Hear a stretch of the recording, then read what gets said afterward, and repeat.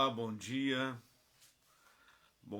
ou para quem está assistindo uma gravação, boa tarde, boa noite, né? Não importa o momento que você está assistindo, nós estamos aqui no 25º dia da nossa jornada de 31 dias. Estamos chegando no final, hein, gente? Né? Estamos chegando no final, 25º dia já. Quero receber aqui nossa irmã Maria. Bom dia, querida, graça e paz. Como o tempo passa rápido, né, queridos? Como o tempo passa rápido. Já é o 25º dia dos 31 dias da nossa jornada aprendendo prosperidade com Salomão em Provérbios. Eu tenho certeza que tem sido dias e lições muito importantes para a tua vida, porque quando a gente começa a mergulhar, como temos feito, nos capítulos de Provérbios para aprender sobre prosperidade com um cara mais próspero, mais rico, mais abastado que já pisou essa terra, que foi Salomão, a gente começa a ver que, na verdade, há muito mais coisa em jogo do que apenas ter muito dinheiro, né? O nosso caráter tem que estar alinhado à nossa percepção, a nossa motivação, as nossas intenções, tudo isso tem que estar alinhado com um propósito muito bem definido, senão o dinheiro pode corromper, né? O dinheiro pode mudar a nossa essência. Veja que o dinheiro em si não é um problema, né? O que acontece dele ser bom ou ruim depende de quem o manuseia.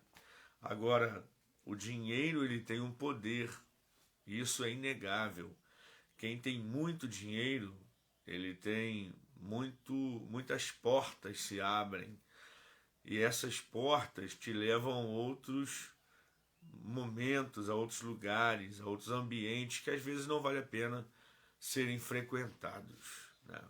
Então não é toda porta que se abre que é bênção, não é toda porta que se abre que vale a pena adentrar no novo ambiente. Então é isso que vamos mergulhar um pouco nessa manhã. Estou recebendo aqui mais gente, mais pessoas corajosas, destemidas, cheias de propósito, porque para estar aqui bem cedo tem que ter propósito. Deus é maravilhoso, sua palavra é fiel, verdadeira e tremendamente poderosa. Bom dia, Rogério, graça e paz, meu irmão. Então é isso, queridos. A gente tem aprendido isso aí. Amém? Estamos no capítulo 25. Esse vídeo, ele está fazendo parte de uma playlist, né? De que muitas vezes, aqui, quem sabe, já estou falando agora como quem já está assistindo uma gravação, né? Está chegando em tua mão aí esse vídeo, mas nesse momento aqui, ó, é uma manhã bem cedinho, de uma live sem cortes, sem interrupções, sem edições, sem nada, na íntegra, para ser o mais natural possível. Bom, vamos lá. Estamos no capítulo 25, e esse capítulo 25 são vários provérbios que Salomão ele declara, né? E está aqui no verso 21 dizendo: também esses são provérbios de Salomão, os quais transcreveram os homens de Ezequias, rei de Judá. Então, palavras de Salomão transcritas pelos homens do rei Ezequias. E aí ele começa a dizer, como todos os capítulos, né, ele transcorre sobre alguns assuntos extremamente importantes. Ele fala sobre o poder da palavra, ele fala sobre ter o coração puro, ele fala sobre as amizades, né, as oportunidades, enfim. Mas eu quero pontuar com você aqui os versículos 21 e 22, mas eu quero começar com o 4 primeiro, para depois a gente ir para o 21 e 22. No versículo 4, Salomão fala assim: tira da prata as escórias e sairá vaso para o fundidor. Tira da prata as impurezas. E o que vai resultar disso? Vai resultar um bom material na mão de um artista, do fundidor. Então ele está dizendo que se eu purificar a prata, quanto maior o grau, né, de purificação da prata, obviamente mais qualidade terá ela na mão de um fundidor na hora de fabricar uma peça, né, e mais valor ela vai ter, obviamente, porque ela está mais pura. Então Salomão está dizendo que quanto mais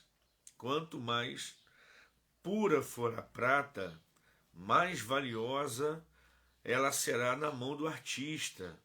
E a peça a ser fabricada, ela vai ser ainda mais valiosa, ainda mais importante. Então, aqui a gente já percebe Salomão falando sobre a questão da pureza.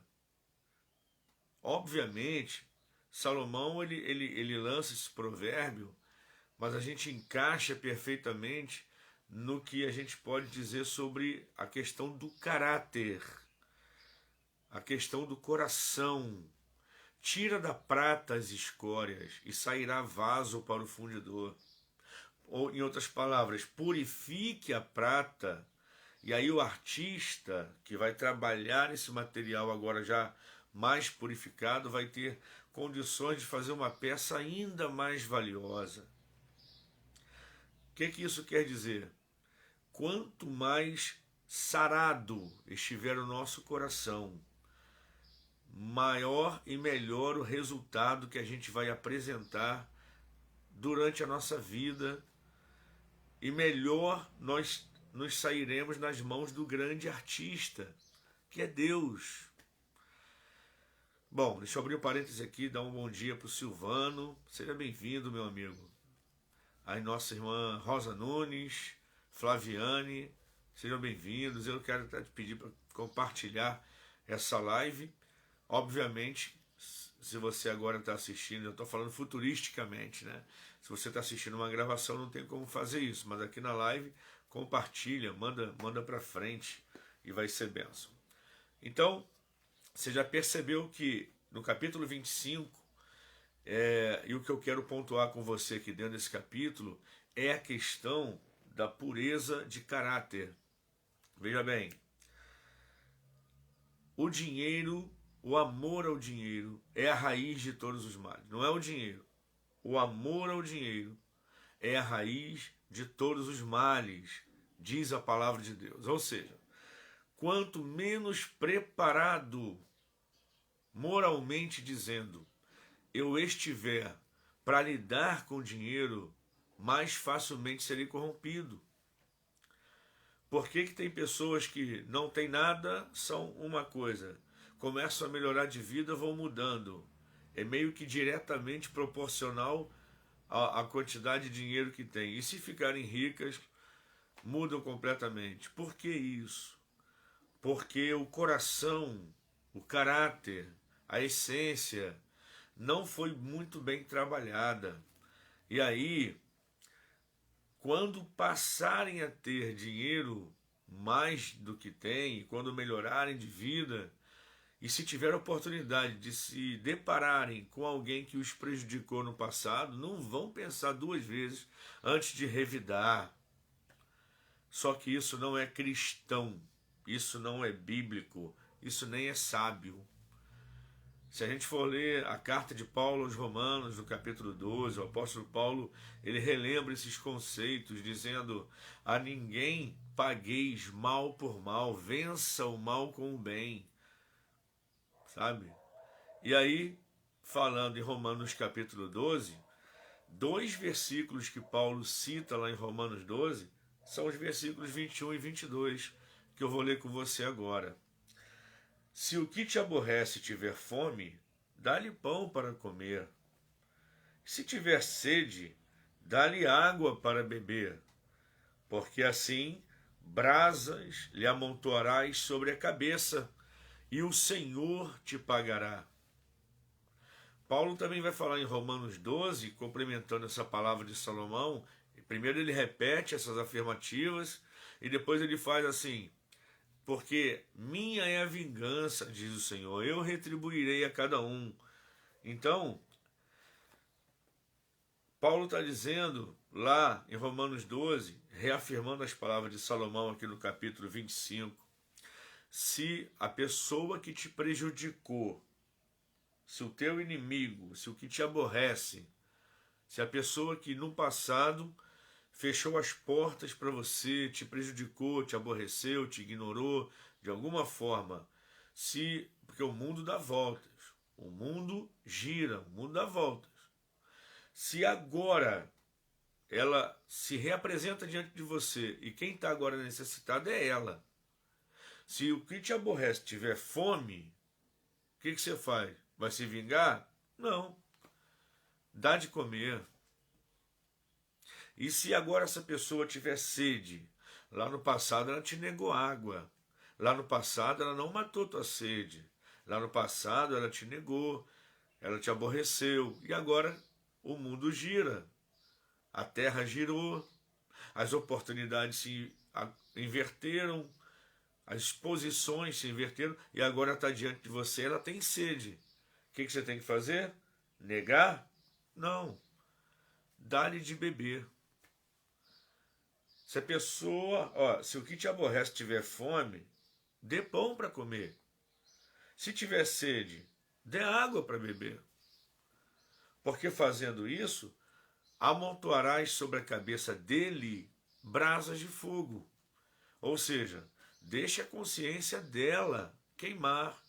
Quem sabe assim, ela agora não vai aprender com você o caminho do arrependimento e da mudança.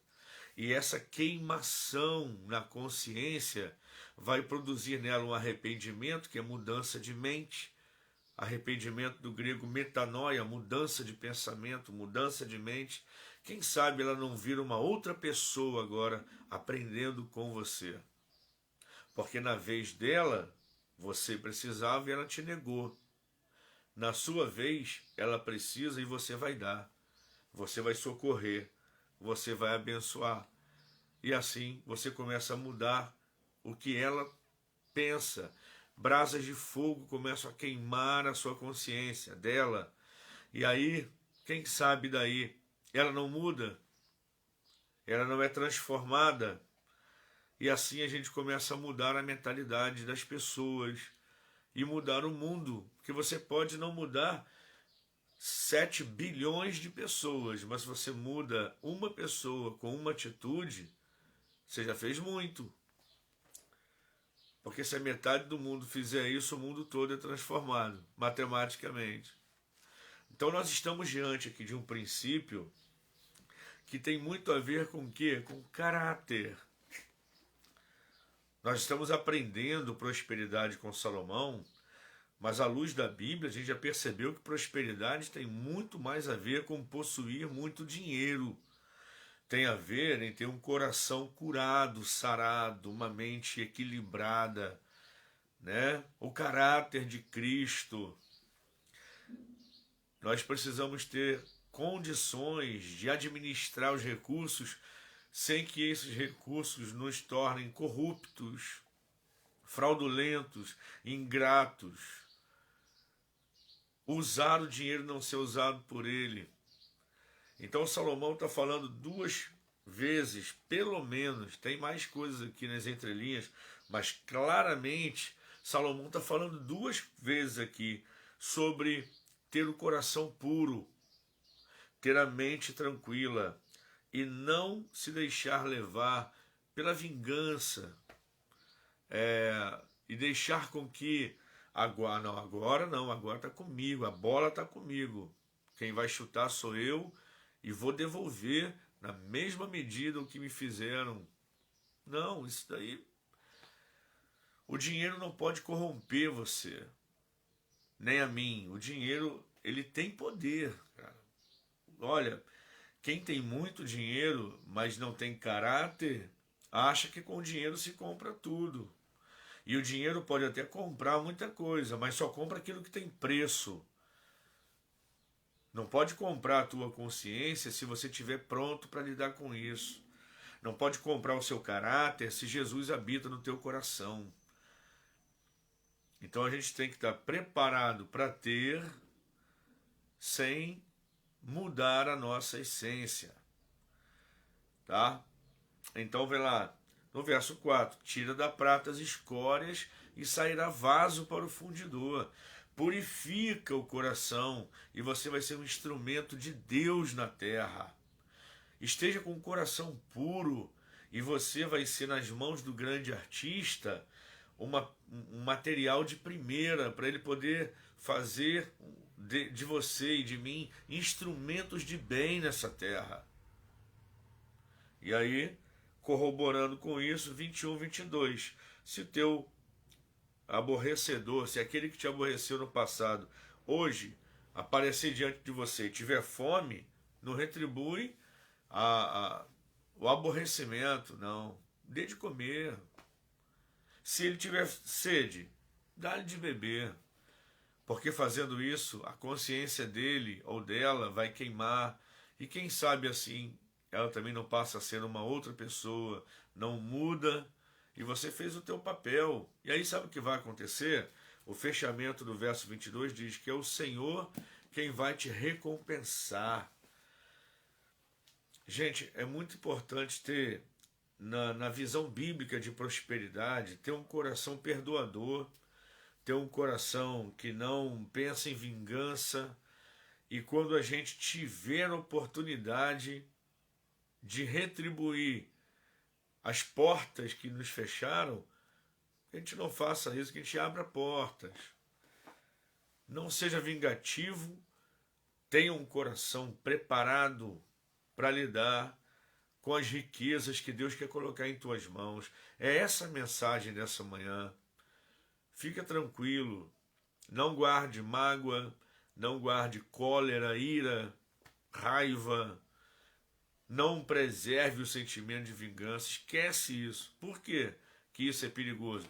Porque se um dia tu tiver condições e dinheiro e essa pessoa se apresentar diante de você, agora numa situação mais frágil, você está por cima da carne seca agora, você está por cima da situação, é a hora de revidar.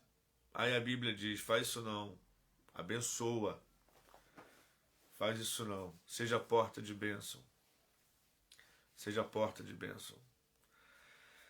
Então, é isso que a gente aprende com Salomão no 25º dia, a ter um coração preparado para ser abençoado, a ter um coração preparado para ser um abençoador, a ter o caráter forjado para não deixar o dinheiro ditar, faça isso, faça aquilo. Você é um instrumento, seu dinheiro. O moço chamado dinheiro, você é um instrumento. Quem manda aqui sou eu e quem manda em mim é Deus. Meu coração está preparado para lidar com isso. Então, é essa a palavra que eu quero compartilhar com você. Porque Deus quer te abençoar. Porque Deus quer te fazer prosperar. Porque com todos esses princípios que a gente tem compartilhado e mais alguns que ainda Deus vai trazer ao nosso coração à luz da palavra, Deus quer de fato te levar a um outro nível, a um outro tempo e te dar, quem sabe, uma ideia revolucionária que vai transformar a tua vida. Você sabe que grandes empresas começaram com pequenas ideias. Olha, gente, pode até ser que tenha pessoas que não concordem ou que tenha até uma outra versão, mas eu já ouvi algumas histórias de empresários, assim, em roda. Uma vez foi numa palestra com um dos palestrantes da Fundação Getúlio Vargas. Na Fundação Getúlio Vargas, né, eu tive a oportunidade de fazer 3 dias sobre gestão de projetos na época, pela empresa onde eu trabalhei, e o palestrante, que eu não me recordo o nome, da própria Fundação Getúlio Vargas, ele trouxe algumas experiências, né, alguns conhecimentos transformadores. E uma vez ele contou uma história, assim, em plena palestra, sobre a questão da Coca-Cola, né? A Coca-Cola, se você percebe, a cada 10 anos, né? Mais ou menos a cada 10 anos, os grandes executivos a nível mundial se reúnem para decidirem qual o próximo slogan que vai nortear a empresa. Você vê que de tempo em tempo ela muda o slogan, né? E esse slogan passa a ser a palavra de ordem durante aquele período, nos trabalhos de marketing, divulgação, propaganda e tal. E aí eles estavam numa dessas reuniões e a reunião se prolongou e a ideia não vinha, e eles estão ali reunidos no prédio, né, a alta cúpula da Coca-Cola, e eles pensando, o que que faz, como é que vai ser. Olha que interessante. E num dado momento, um dos executivos falou: irmão, vamos esfriar a cabeça, a reunião ainda não acabou, a gente precisa sair daqui com essa ideia, com essa nova frase, com um novo slogan para nortear a nossa campanha de publicidade daqui para os próximos anos. Mas deixa eu dar uma pausa, a cabeça está girando, deixa eu tomar um cafezinho. Ele levanta, sai da reunião e vai até a copa do prédio, da sala de reunião onde eles estão. Ele vai até a copa, e quando chega lá, o senhorzinho da copa, do cafezinho, tá lá de plantão, e ele tá pegando um café. E aí o senhorzinho olha para ele e fala: meu chefe, hoje a reunião tá durando, né? Tô vendo aí que hoje tá pegado, né? Já é tarde, o senhor tá aqui. Fala: pois é, a reunião hoje precisa ser daqui com uma decisão importante tomada, e isso ainda não aconteceu. Há quanto tempo o senhor trabalha aqui? Aí aquele moço falou: olha, trabalho já há bastante tempo, sou grato aqui por esse emprego e tal, legal. O que a Coca-Cola representa para você? Fala para mim. Se você pudesse resumir a Coca-Cola numa frase, o que a Coca-Cola é? Aí ele parou, pensou e tal. Falei: é difícil, né? Falar o que da Coca-Cola? Pô, esse emprego mudou minha vida, foi uma porta importante, eu não sei.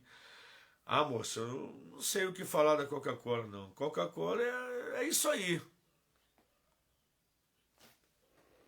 Voltou para a reunião e falou: gente, achei a frase. Às vezes, coisas inusitadas acontecem e podem mudar a tua vida. Uma ideia, uma frase. Uma outra história, tem muitas. Tem a história do Habib's, tem a história do Facebook, né?